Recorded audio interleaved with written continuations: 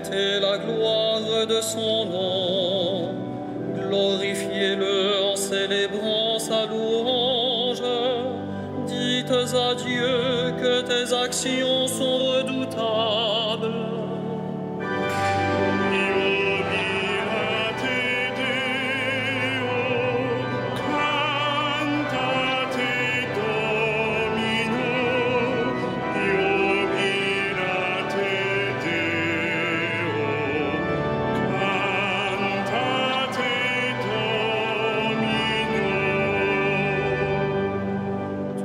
La terre se prosterne devant toi, elle chante pour toi, elle chante pour ton nom.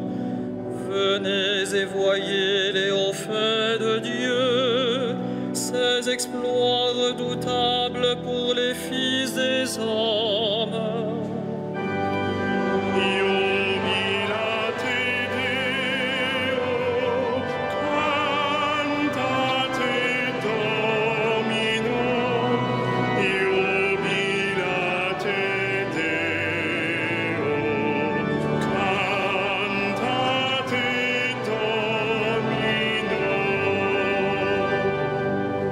Il changea la mer en terre ferme, ils bassèrent le fleuve à pied sec. De là, cette joie qu'il nous donne, il règne à jamais par sa puissance.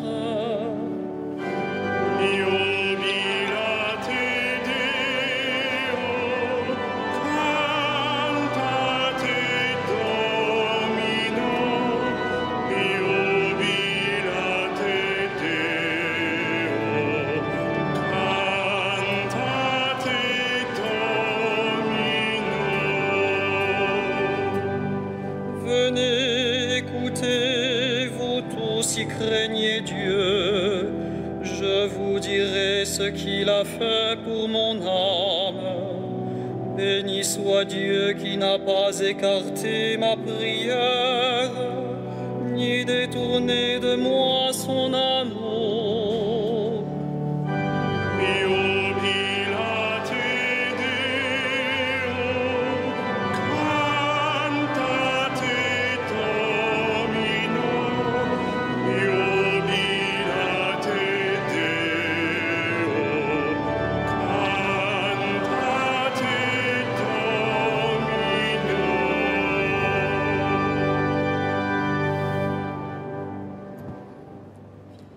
Au nom du Père et du Fils et du Saint-Esprit, la paix soit avec vous.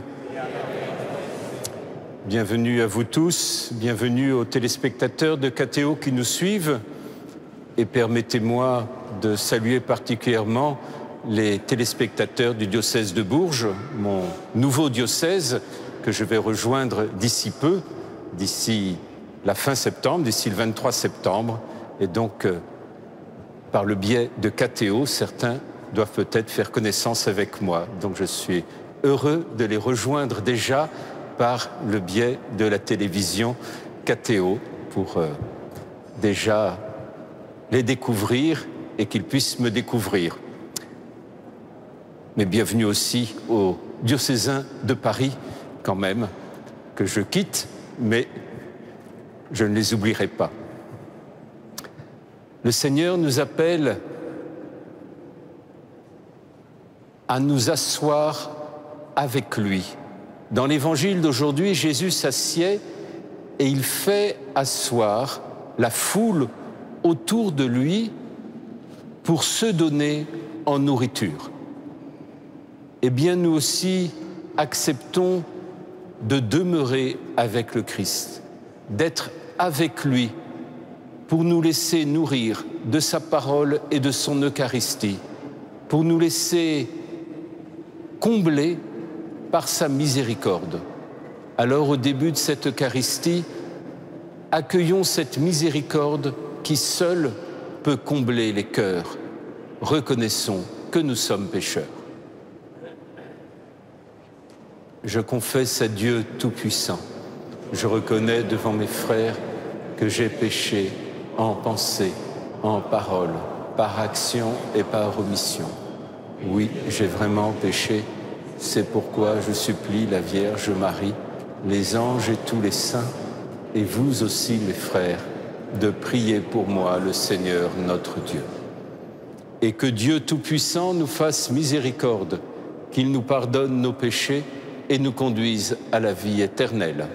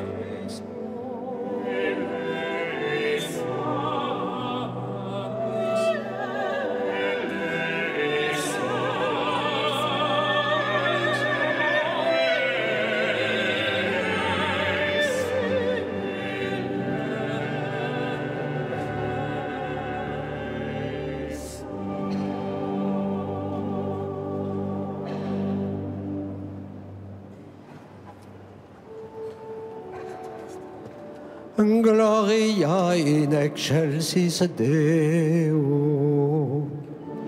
Et in terra pax hominibus bone voluntatis. Laudamus te. Benedicimus te. Adoramus te. Glorificamus te. Gratias agimus tibi, propter magnam gloriam tuam.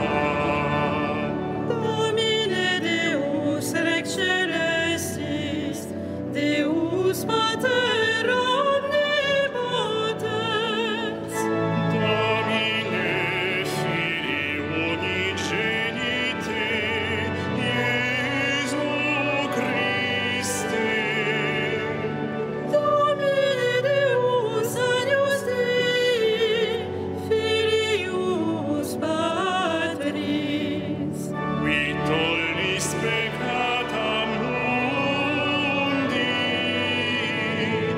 miserere nobis.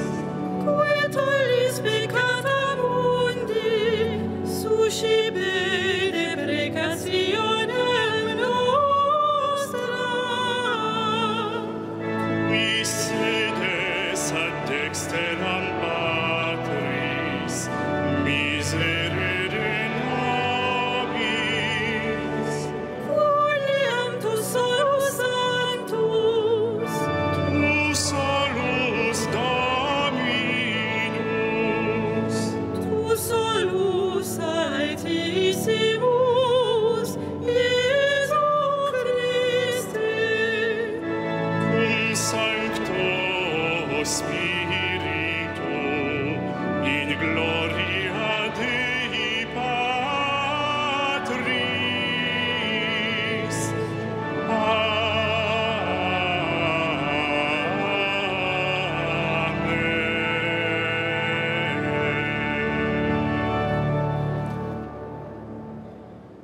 Prions le Seigneur. Tu protèges, Seigneur, ceux qui comptent sur toi. Sans toi, rien n'est fort et rien n'est saint. Multiplie pour nous tes gestes de miséricorde, afin que, sous ta conduite, en faisant un bon usage des biens qui passent, nous puissions déjà nous attacher à ceux qui demeurent, par Jésus le Christ notre Seigneur et notre Dieu, qui vit et règne avec toi, Père, dans l'unité de l'Esprit Saint, un seul Dieu, hier, aujourd'hui et dans les siècles des siècles.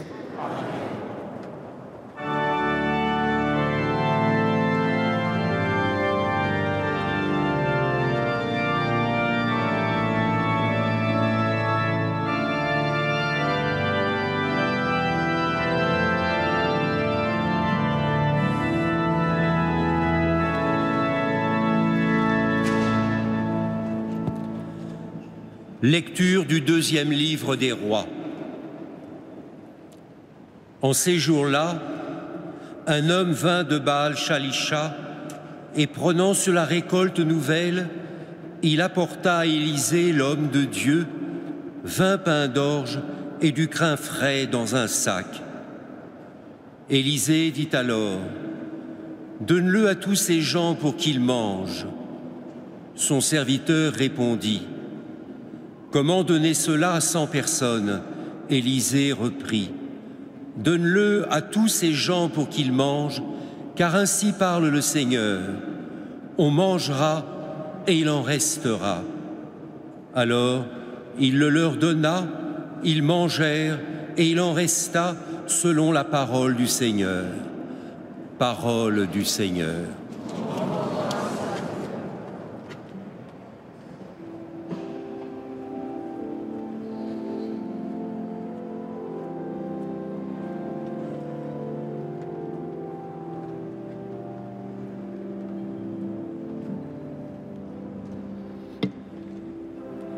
Tu ouvres ta main, Seigneur, nous voici rassasiés. Tu ouvres ta main, Seigneur, nous voici rassasiés. Que tes œuvres, Seigneur, te rendent grâce et que tes fidèles te bénissent. Ils diront la gloire de ton règne, ils parleront de tes exploits. Tu ouvres ta main, Seigneur, nous voici rassasiés. Les yeux sur toi, tous ils espèrent, tu leur donnes la nourriture au temps voulu.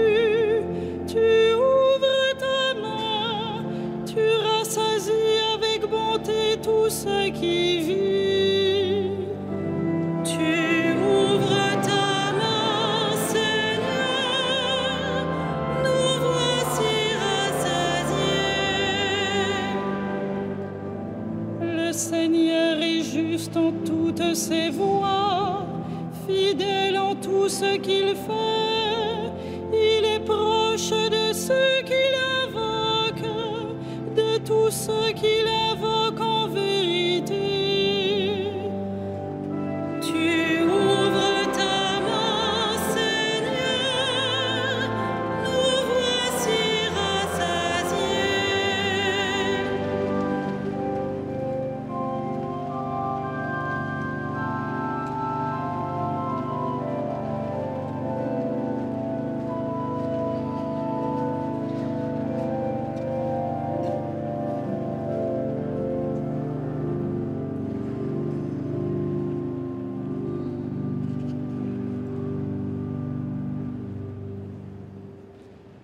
Lecture de la lettre de saint Paul apôtre aux Éphésiens.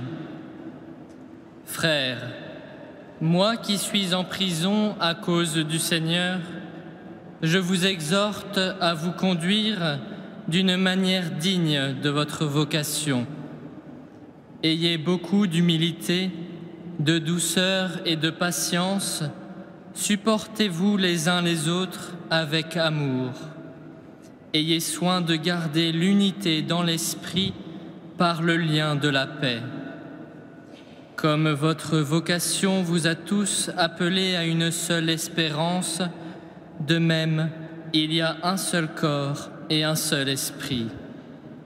Il y a un seul Seigneur, une seule foi, un seul baptême, un seul Dieu et Père de tous, au-dessus de tous, par tous et en tous.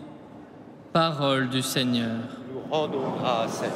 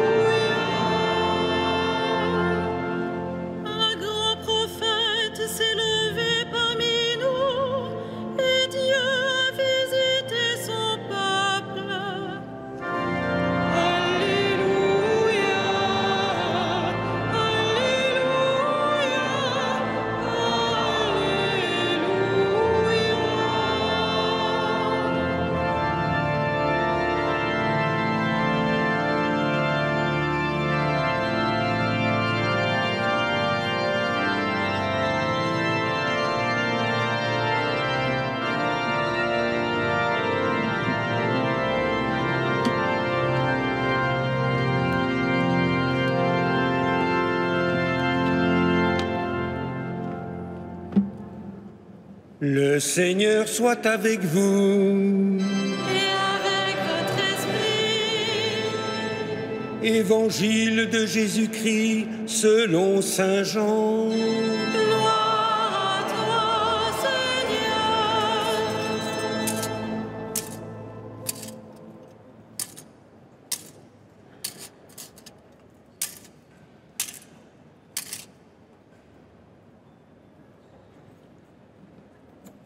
En ce temps-là, Jésus passa de l'autre côté de la mer de Galilée, le lac de Tibériade. Une grande foule le suivait parce qu'elle avait vu les signes qu'il accomplissait sur les malades. Jésus gravit la montagne et là, il était assis avec ses disciples. Or, la Pâque, la fête des Juifs, était proche. Jésus leva les yeux et vit qu'une foule nombreuse venait à lui. Il dit à Philippe, « Où pourrions-nous acheter du pain pour qu'ils aient à manger ?» Il disait cela pour le mettre à l'épreuve, car il savait bien, lui, ce qu'il allait faire. Philippe lui répondit, « Le salaire de 200 journées ne suffirait pas pour que chacun reçoive un peu de pain. » Un de ses disciples, André, le frère de Simon-Pierre, lui dit, « Il y a là un jeune garçon qui a 5 pains d'orge et 2 poissons. Mais qu'est-ce que cela pour tant de monde ?» Jésus dit, « Faites asseoir les gens. » Il y avait beaucoup d'herbe à cet endroit. Ils s'assirent donc au nombre d'environ 5000 hommes. Alors, Jésus prit les pains et, après avoir rendu grâce, il les distribua aux convives. Il leur donna aussi du poisson, autant qu'ils en voulaient. Quand ils eurent mangé à leur faim, il dit à ses disciples, « Rassemblez les morceaux en surplus pour que rien ne se perde. » Ils les rassemblèrent et ils remplirent 12 paniers avec les morceaux des 5 pains d'orge restés en surplus pour ceux qui prenaient cette nourriture. À la vue du signe que Jésus avait accompli, les gens disaient « C'est vraiment lui, le prophète annoncé, celui qui vient dans le monde ». Mais Jésus savait qu'ils allaient l'enlever pour faire de lui leur roi. Alors, de nouveau, il se retira dans la montagne, lui seul. Acclamons la parole de Dieu. Louange à toi, Seigneur Jésus.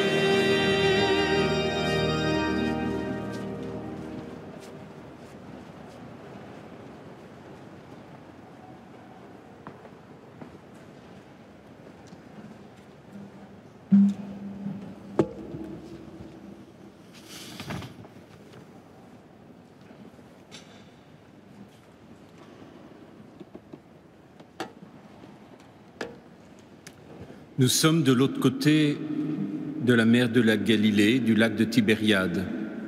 Et quand Jésus passe sur l'autre rive, ça veut dire que symboliquement, ce qu'il va faire est un témoignage de sa résurrection. C'est comme une manière de nous faire comprendre ce que c'est que la vie de ressuscité pour nous qui avons part à sa résurrection de par notre baptême. Et d'ailleurs, cette scène, vous l'avez remarqué, se passe au printemps, au temps de Pâques, puisque justement ce temps de Pâques est marqué et souligné, j'allais dire, dans le texte, en disant il y avait beaucoup d'herbes, etc. C'est une manière de nous dire, voilà, nous arrivons au temps de Pâques, Jésus passe sur l'autre rive, il va nous dire quelque chose à propos de notre vie dans la résurrection du Christ. Il y avait autour de lui cette grande foule. Pourquoi cette grande foule suivait le Christ? Qu'est-ce que cette grande foule voulait, attendait? Elle avait vu beaucoup de signes.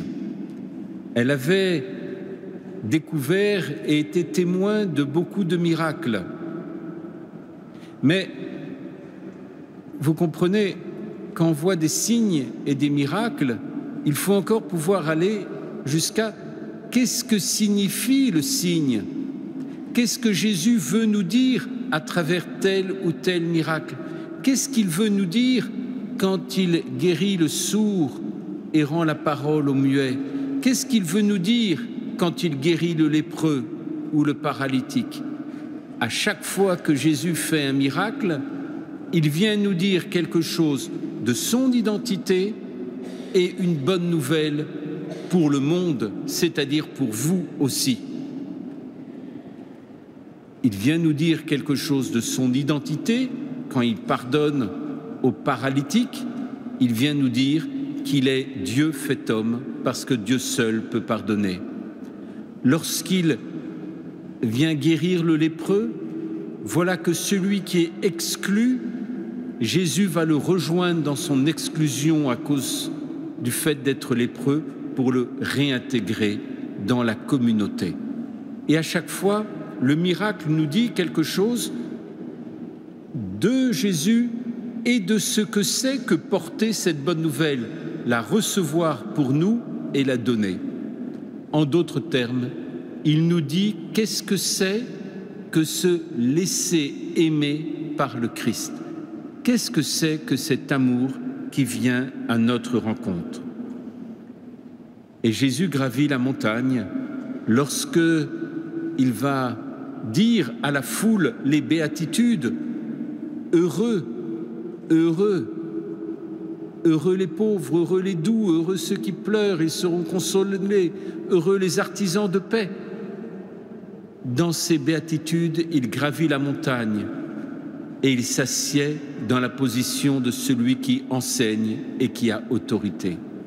Et là encore, le voilà qui s'assied sur la montagne au moment où la Pâque est proche, c'est-à-dire que ce moment du passage de la mort à la vie est tout proche. Et Jésus lève les yeux.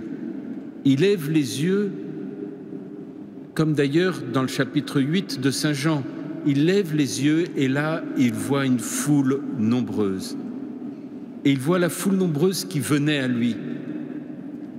Et pour la deuxième fois, je repose la même question. Pourquoi la foule venait à Jésus? Qu'est-ce qu'elle cherchait? De quoi avait-elle faim? Jésus voit la foule qui vient à lui et il sait qu'ils ont faim. Ils ont faim de la parole de Dieu. L'homme ne se nourrit pas seulement de pain, mais de toute parole qui sort de la bouche de Dieu. Nous pouvons avoir l'estomac comblé, mais est-ce que notre cœur sera comblé? Qu'est-ce qui va combler notre cœur? Quelle parole va combler notre vie? Quelles sont les paroles que nous gardons dans notre cœur et qui sont comme l'écrin qui nous dit l'amour, la miséricorde et la présence de Dieu? Et cette foule avait faim, mais elle ne savait pas de quoi ou de qui elle avait faim. De quoi? Il le savait. Le salaire de 200 journées ne suffirait pas pour que chacun reçoive un peu de pain. Mais il ne suffit pas d'avoir faim de pain, ils ne savaient pas de qui ils avaient faim. Ils étaient venus vers le Christ, mais ils ne savaient pas qu'ils avaient faim de cette parole faite chair. La parole de Dieu, le Verbe s'est fait chair en Jésus-Christ. Et dans la prédication du Christ, voilà que le Verbe se fait chair dans le cœur de cette foule. Voilà que le Verbe se fait chair parce que Dieu vient rejoindre cette foule qui passe de la faim du corps à la faim du cœur. Et si cette foule passe de la faim du corps à la faim du cœur, c'est parce que Dieu, en Jésus-Christ, vient les combler de la nourriture éternelle de l'homme, la parole de Dieu, la parole même du Seigneur. Mais comment accueillir cette parole? Comment accueillir cette parole d'un cœur simple? Il y a là un jeune garçon qui a 5 pains d'orge et 2 poissons. Mais qu'est-ce que c'est que 5 pains d'orge et 2 poissons pour nourrir une foule aussi importante que celle qui suivait le Christ? Mais si nous ne donnons rien, comment pouvons-nous recevoir? Jésus nous invite non pas à être des passifs sur la route, mais il nous invite à partager le pain de la parole et de l'Eucharistie qu'il nous donne. Il faut que nous osions donner ce que nous portons, même si ça nous semble infime, petit, maladroit, faible, mais que nous offrions ce qui fait notre vie au Seigneur pour que notre vie devienne Christ au milieu du monde. Qu'avez-vous à offrir au Seigneur ce soir? Lorsque je présenterai en votre nom le pain et le vin pour qu'ils deviennent corps et sang du Christ, qu'avez-vous, qu'avons-nous à lui offrir? Tout ce qui fait notre vie, nos joies, nos espoirs, nos angoisses, nos tristesses, nos espérances, nos doutes, nos inquiétudes, tout cela, vous pouvez l'offrir au Seigneur. Car la loi de l'amour, c'est la loi du don. Ce que nous offrons, c'est ce que nous pourrons recevoir au centuple et transformer par le don de Dieu en corps et sang de sa présence. Ce qui viendra combler notre cœur, c'est parce que nous aurons fait un peu de place dans notre cœur en offrant ce que nous portons pour que Dieu puisse combler notre cœur par lui-même qui se donne. Alors il y avait beaucoup d'herbes, les gens s'assiaient pour demeurer auprès du Christ et en demeurant auprès du Christ, être nourris du Christ. Et dans ce geste eucharistique, Jésus prend le pain, rend grâce et le donne à la foule prenez et mangez. La foule est rassemblée pour être nourrie de l'Eucharistie. Et vous voyez, si j'ai tant insisté en vous parlant de l'herbe verte, de ce temps de Pâques où a lieu ce miracle, c'est bien pour vous dire, Saint Jean est en train de vous parler de l'Eucharistie. Mais la démarche de cette foule, elle va être de passer de ce pain du corps au pain du cœur, à comprendre justement ce passage, que ce n'est pas un simple pain qu'ils reçoivent, mais que le Christ donne son corps, prenez et mangez, ceci est mon corps. Et il le donne en surabondance, puisque de ce qu'il restait, ils remplirent 12 paniers. Il donne ainsi son corps en surabondance sur toute la face de la terre, et il le donne pour nous donner de devenir celui que l'on reçoit. Tout le passage que la foule aura bien du mal à faire, c'est ce passage de recevoir une nourriture pour la transformer en soi-même, à recevoir une nourriture pour être transformé par celui que l'on reçoit. Et c'est ça le grand passage, c'est ça qui va marquer les dimanches qui vont suivre dans ce discours du pain de vie. C'est ça qui marque notre présence et notre questionnement. C'est ça qui porte ce regard de la foule. Passer de la nourriture qu'on assimile pour nous-mêmes, qu'on prend pour nous, qu'on transforme en nous-mêmes, à la nourriture, le corps du Christ, qui nous transforme en lui. Ça, c'est le grand passage de l'Eucharistie dans nos vies. C'est ce grand passage-là qui va être, j'allais dire, le drame qu'on va pouvoir suivre dans les dimanches qui suivent. Mais quel va être le signe? Le signe que nous nous laissons transformer par celui que nous recevons. Ayez beaucoup d'humilité, laissez le Christ vous transformer. De douceur, Jésus est le plus doux et le plus humble des hommes que la terre n'ait jamais porté.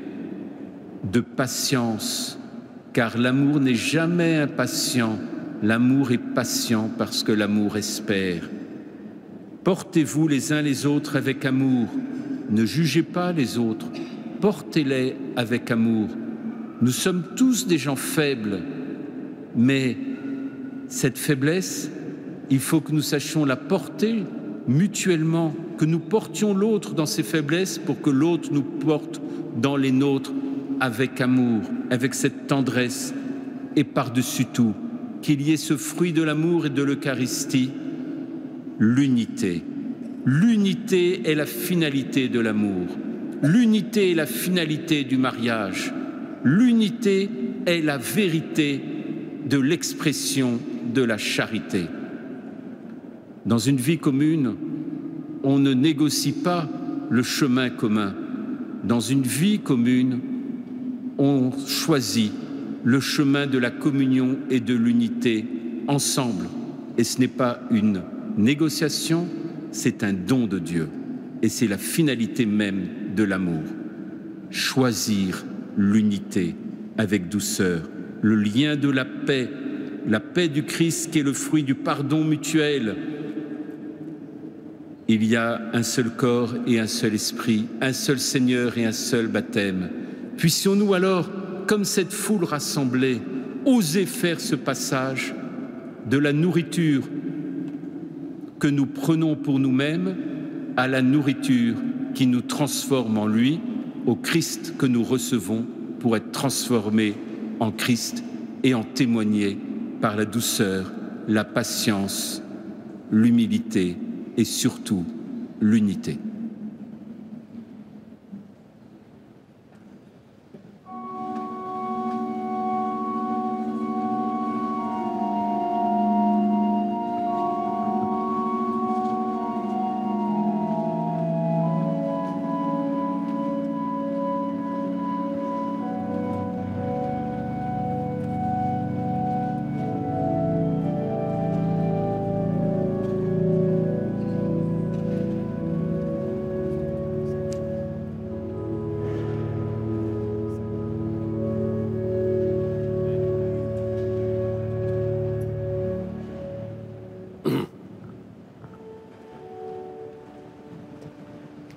credo in unum Deum. Patrem omnipotentem, factorem celi et terrae, visibilium omnium et invisibilium.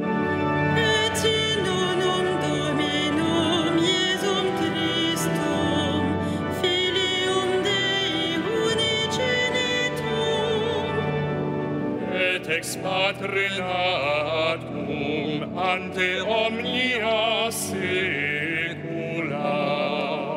Deum de Deo, lumen de lumine, Deum verum de Deo verum. Genitum non factum consubstantialem Patri, per quam omnia facta sunt. Qui propter nos homines et propter nostram salutem descendit de celis. Et incarnatus est de Spiritus Sancto ex Maria Virgine, et homo factus est. Crucifixus etiam pro nobis sub Pontio Pilato passus et sepultus est. Et resurrexit tertia dies secundum scriptura. Et ascendit in caelum, sedet ad dexteram Patris. Et iterum venturus est cum gloriae judicare vivos et mortuos, cuius regni non erit fini. Et in Spiritum Sanctum Dominum et vivificantem, qui ex Patre Filioque procedit. Qui cum Patre et Filio simul adoratur et conglorificatur, qui locutus est per profeta. Et unam sanctam catholicam et apostolicam ecclesiam Confiteorum baptisma in remissionem peccatorum. et expecto resurrectionem mortuorum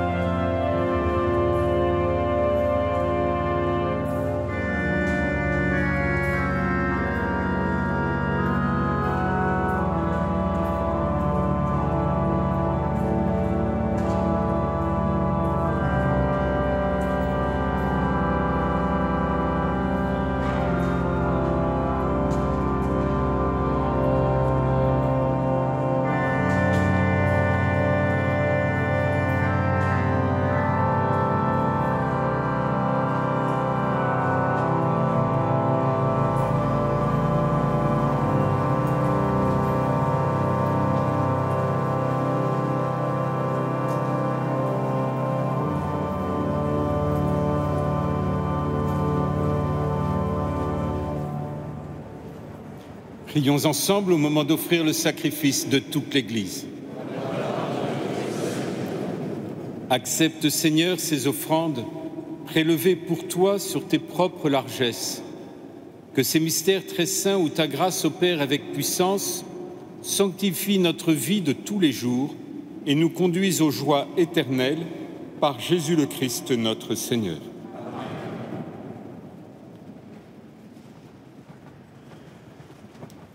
Le Seigneur soit avec vous. Élevons notre cœur. Rendons grâce au Seigneur notre Dieu. Vraiment, il est juste et bon de te rendre gloire, de t'offrir notre action de grâce toujours et en tout lieu, à toi, Père très saint, Dieu éternel et tout-puissant, par le sang que ton Fils a versé, par le souffle de ton Esprit créateur, tu as ramené vers toi tes enfants que le péché avait éloignés. Et ce peuple unifié par la Trinité sainte, c'est l'Église, gloire de ta sagesse, corps du Christ et temple de l'Esprit. Et nous qui sommes rassemblés pour te rendre grâce, avec les anges du ciel, nous te chantons.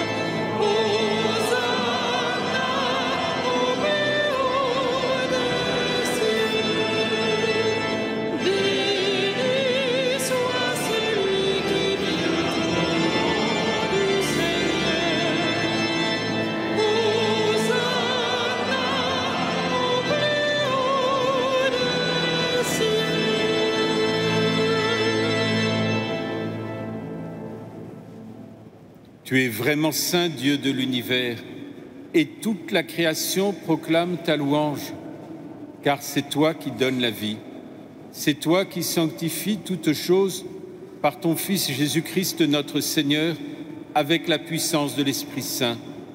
Et tu ne cesses de rassembler ton peuple afin qu'il te présente partout dans le monde une offrande pure. C'est pourquoi nous voici rassemblés devant toi et dans la communion de toute l'Église, en ce premier jour de la semaine, nous célébrons le jour où le Christ est ressuscité d'entre les morts. Par lui, que tu as élevé à ta droite, Dieu Tout-Puissant, nous te supplions de consacrer toi-même les offrandes que nous apportons. Sanctifie-les par ton Esprit pour qu'elles deviennent le corps et le sang de ton Fils, Jésus-Christ notre Seigneur, qui nous a dit de célébrer ce mystère. La nuit même où il fut livré, il prit le pain. En te rendant grâce, il le bénit, il le rompit et le donna à ses disciples en disant « Prenez et mangez-en tous, ceci est mon corps livré pour vous. »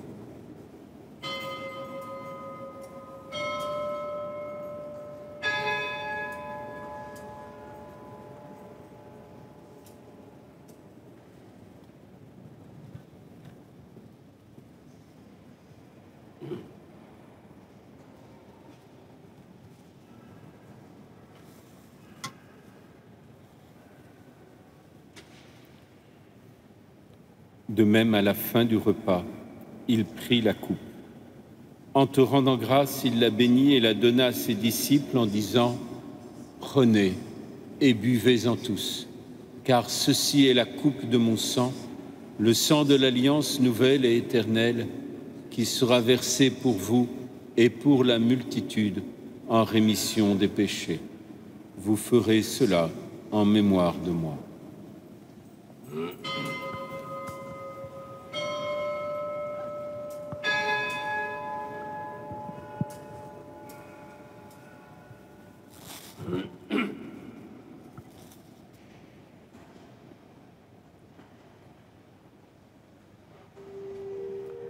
Il est grand le mystère de la foi. Nous proclamons ta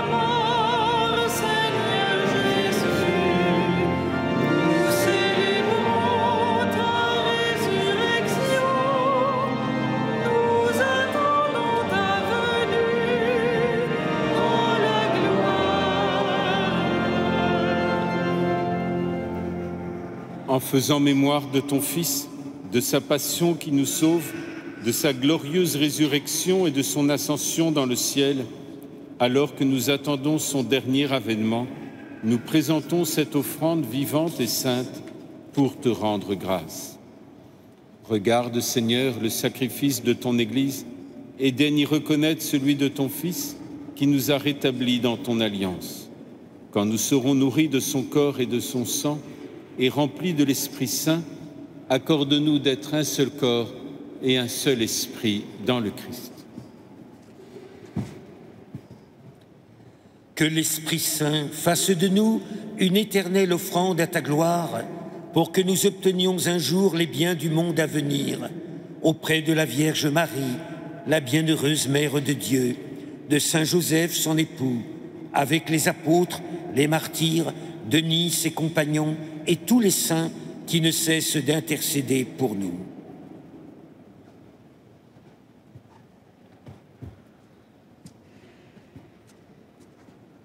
Et maintenant, nous te supplions, Seigneur, par le sacrifice qui nous réconcilie avec toi, étends au monde entier le salut et la paix, affermis la foi et la charité de ton Église au long de son chemin sur la terre.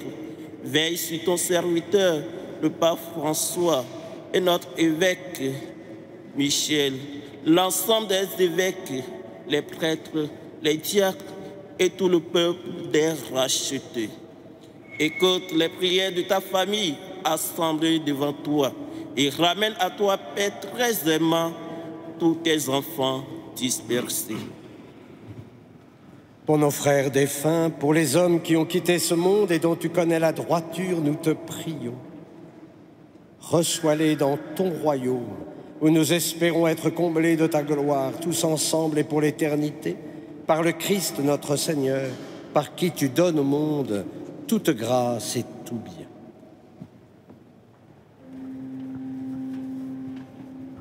Par lui, avec lui et en lui.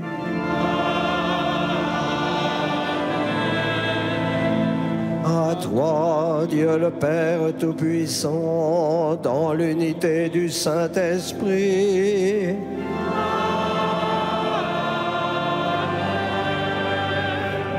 tout honneur et toute gloire pour les siècles des siècles.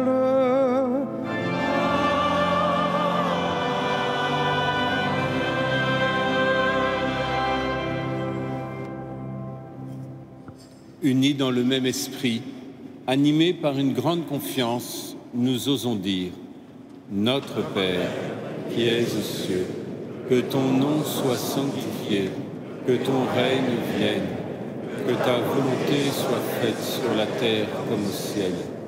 Donne-nous aujourd'hui notre pain de ce jour. Pardonne-nous nos offenses, comme nous pardonnons aussi à ceux qui nous ont offensés, et ne nous laisse pas entrer en tentation, mais délivre-nous du mal. Délivre-nous de tout mal, Seigneur, et donne la paix à notre temps. Par ta miséricorde, libère-nous du péché, rassure-nous dans les épreuves, en cette vie où nous espérons le bonheur que tu promets, l'avènement de Jésus-Christ, notre Sauveur. C'est le règne, la puissance et la gloire pour les siècles des siècles. Seigneur Jésus-Christ, tu as dit à tes apôtres: je vous laisse la paix, je vous donne ma paix. Ne regarde pas nos péchés, mais la foi de ton Église. Et pour que ta volonté s'accomplisse, donne-lui toujours cette paix et conduis-la vers l'unité parfaite, toi qui règnes pour les siècles des siècles. Que la paix du Seigneur soit toujours avec vous. Dans la charité du Christ, partagez cette paix.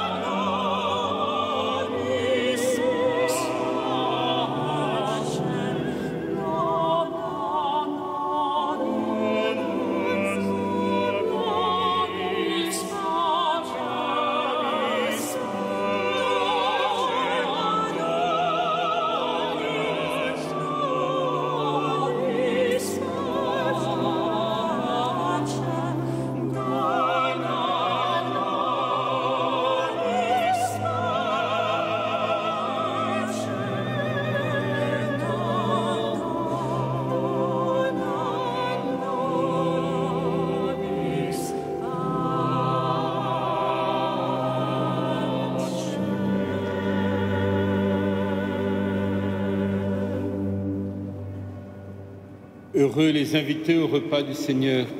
Voici l'agneau de Dieu qui enlève le péché du monde. Seigneur, je ne suis pas digne de te recevoir, mais dis seulement une parole et je serai guéri. Que le corps et le sang du Christ nous gardent pour la vie éternelle.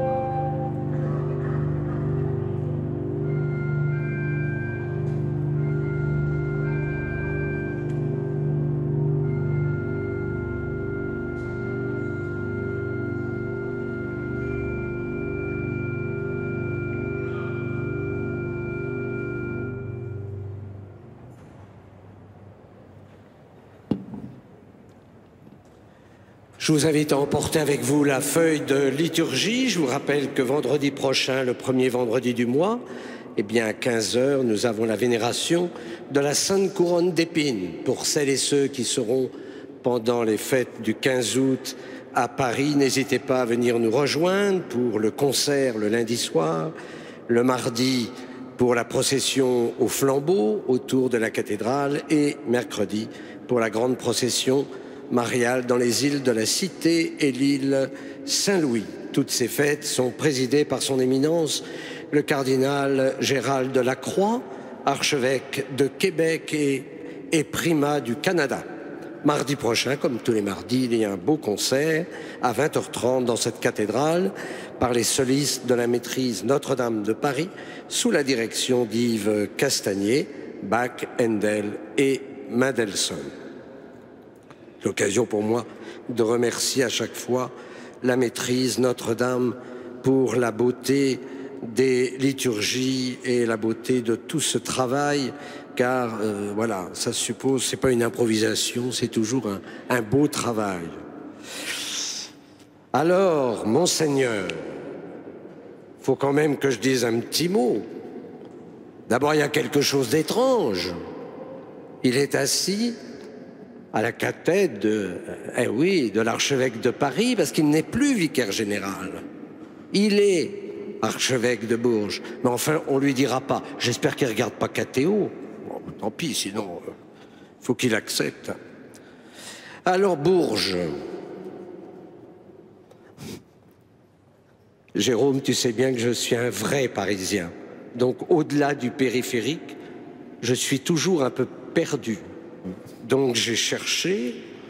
Je me suis dit, oh là là. Mais heureusement, j'ai un cérémoniaire, un grand cérémoniaire qui est un historien. Eh bien, je suis sûr que tu ne sais pas que l'archevêché de Bourges a été érigé au IIIe siècle par saint Ursin. Et je me suis dit, ben voilà, comme tu as été rue des Ursins, voilà, je pense que c'est bien, il y a déjà un point de... Voilà.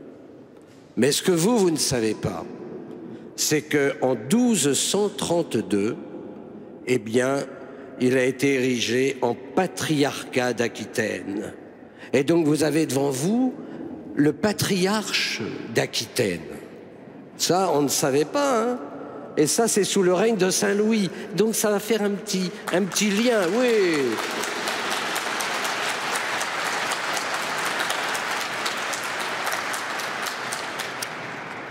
Alors, je m'adresse maintenant à tous les diocésains de Bourges, parce que j'ai appris qu'il y avait encore des sorcières. Eh oui!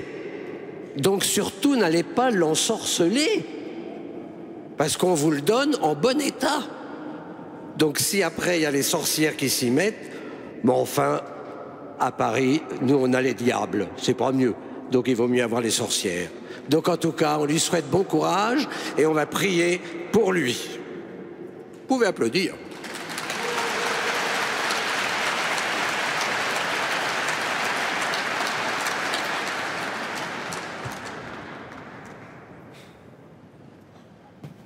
Merci beaucoup. Tu as oublié de dire, parce que tu es peut-être un peu chauvin de Paris, que la cathédrale de Bourges est quand même superbe. J'oserais pas dire comparée à celle de Paris, parce que c'est celle de Bourges est incomparable. C'est incomparable. Voilà, donc c'est... Voilà.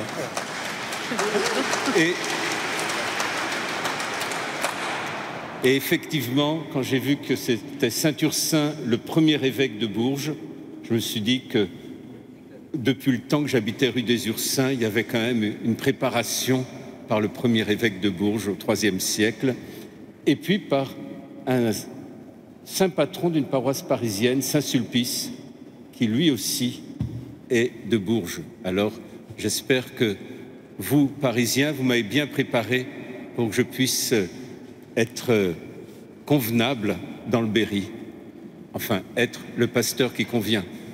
Voilà. En tout cas, merci beaucoup et à très bientôt pour tous ceux du Berry que je vais découvrir. Comme ça, au fur et à mesure, ceux qui regardent KTO, en tout cas, vont pouvoir faire ma connaissance à l'avance. Prions. Nous avons communié, Seigneur, à ce sacrement mémorial de la passion de ton Fils. Fais servir à notre salut le don que lui-même nous a légué dans son immense amour, lui qui vit et règne pour les siècles des siècles. Amen.